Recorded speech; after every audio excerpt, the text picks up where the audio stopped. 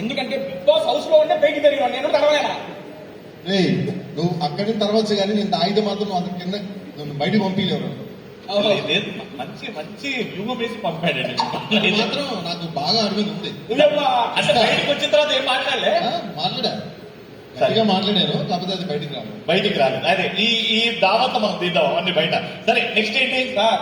నా దగ్గర కాంబో ఆఫర్లు కూడా ఉన్నాయి sir. Wow, what is that? హేమక్షణి కాంబో ఆఫర్. మా అశ్విని గారికి బోలే గారికి కాంబో ఆఫర్ సార్. ఇద్దరికి సార్.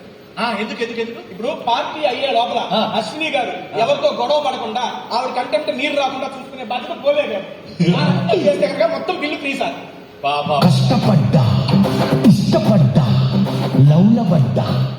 బోలే గారు ఒక్కసారి థ్యాంక్స్ సార్. Thank you. మీ ఈ ఆఫర్ చూస్తే మీకు ఏమనిపిస్తుంది సార్?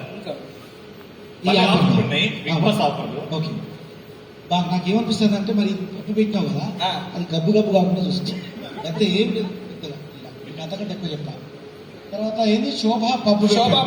ఓకే, శోభా పబ్బును శోభ అంటే గబ్బు కాకుండా చూసుకోవాలని నా ఉద్దేశం. కాదు, మీకు అనుభవాలు దెబ్బతింటాయా? అక్కడే ఉంటా. ఈ తెమ్మిగా పాప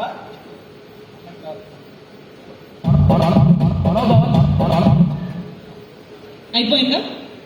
నువ్వు ఏంటి రొమాంటిక్ డాన్స్ చేస్తావన్నావు? ఇప్పుడు శోభ బార్ అని పేరు పెట్టున్నావు ఇక్కడ. పప్పు పప్పు పెట్టున్నావు. మరి సుభశ్రీతో రొమాన్స్ చేస్తావా? జస్ట్ ఒకటే చెప్తా దాన్ని మార్చేస్తా. ఓ ఉంది కదా, ఓ యూజ్ చేస్తా, శుభ అయిపోతుంది. చేయమని ఎవరైనా ఓకే సార్, ఏమన్నా చేయొచ్చు. సరే, లాస్ట్ ఆఫర్ ఇంకేమన్నా సార్? చెబుతున్నా ఇండివిజువల్ గా మీరు తాగి ఊగిపోండి, నన్ను ఎంటర్టైన్ చేయండి. సరే, రవికృష్ణకి ఏమైనా మంచి ఆఫర్లు?